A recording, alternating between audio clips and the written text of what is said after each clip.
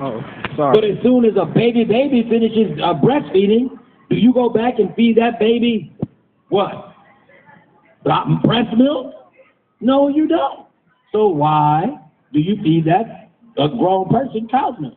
So when I say all these things, you can drink cow milk. It's not a bad thing for you if you like it, but you just have to know vitamin A and vitamin D are put in milk after it comes out of the cow. People didn't know that. Vitamin A and vitamin D does not come out of a cow. It does not come in milk. You have to put that in milk.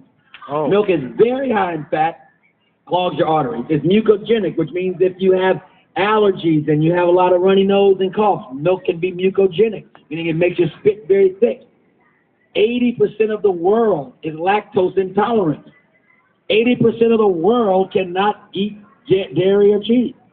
So when you look at all that, if you don't pasteurize the milk, then it can have a lot of bacteria, and then you can get sick. You have calcium, and that's a very good thing. Calcium is good, but there's just as much calcium in a bowl of broccoli or a bowl of spinach as there happens to be in a glass of milk. All right? So it's very important that if you like milk and you tolerate it well, that's no problem. But if you're trying to lose weight, trying to get your cholesterol down, all these things, if you have bad food allergies, you may need to decrease the amount of milk that you're drinking. All right? I think I'm going to have one more. Yogurt's very good, and the reason why, it's still dairy, but yogurt has things in it that are very good for you, meaning you have probiotics in yogurt. When you buy yogurt, it's going to say you have active cultures. Oh, I love Active yogurt. cultures, that means that it's good bacteria that goes into your colon and helps generate other good bacteria so your colon can be balanced. It's very important. Yogurt is, to me, the only exception. All right? And it's lower in fat, but do cows drink low-fat milk? Just asking. I'm just checking with you. Because if they do, then you do that. But if you like milk, I'm not trying to, I want you look great. You look great. I don't want you to change doing a lot of things you're doing. I just need you to make the decision based on some knowledge. So next time you're about to drink that milk, you'll say, wow, this might be cow pus I'm drinking. Gross. Now, are carrots good for vision? No. Boy, see, we get the mixed up now. Carrots are full of beta carotene. That's why they call carrots, right? But are they good for vision? Yes. Will they improve your vision? No. Okay. That's why I'm wearing glasses. Right. So why? Bugs Bunny eats carrots. The whole concept of milk, of carrots being good for your eyes was perpetuated a milk a long time ago during the war when people were trying to show that the airline pilots that were fighter pilots were eating lots of carrots, so their vision was better than the other pilots. And this was in 30s, 40s. This was a long time ago. And that myth has been perpetuated.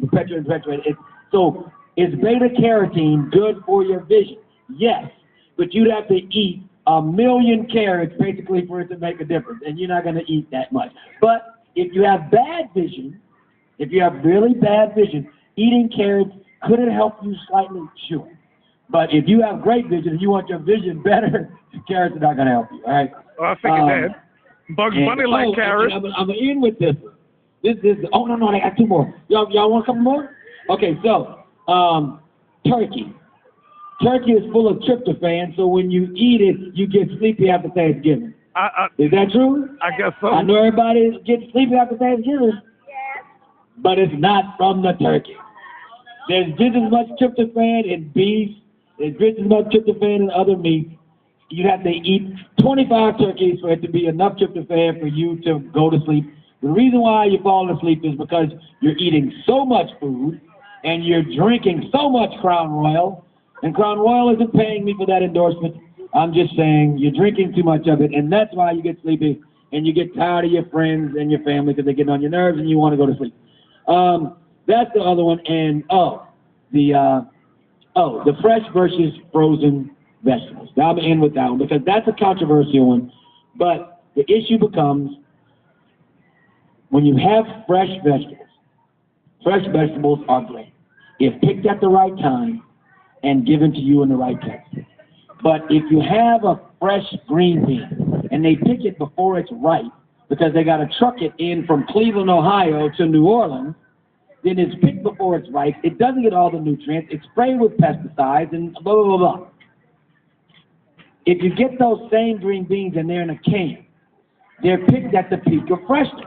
Okay. If you get them in frozen, they're picked at the peak of freshness, and then all that is into that vegetable at that time. So if you get that and you eat it, it's not horrible for you. It's really not. And at times it can be better for you than a frozen a fresh or an organic fruit or vegetable.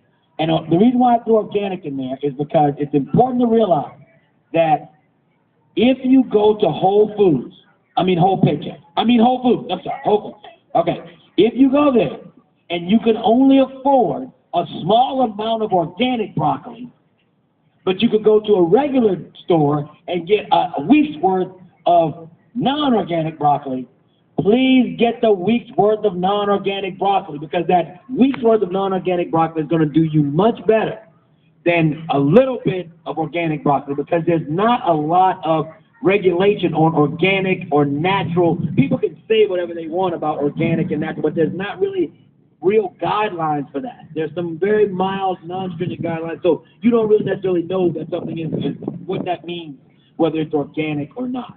Okay? So just remember, I want you to eat your 5 fruits and vegetables. I want you to do that. And I'm going to throw this one more thing out there for my young people out in the streets and my people that are coming here and you're going to go home and do the things that you need to do. I'm the doctor for the people, Dr. Corey Hebert. I've been doing this on TV, on the Oprah Winfrey Show, on the Ellen DeGeneres Show. I have a segment on Dr. Oz Show, so I've been doing this a long time. The issue for me is that I'm trying to save our young black boys in this city, and what I want you to do is I got 5 rules. So this So you have your grandson, your son, these are the things I need you to do. The first one,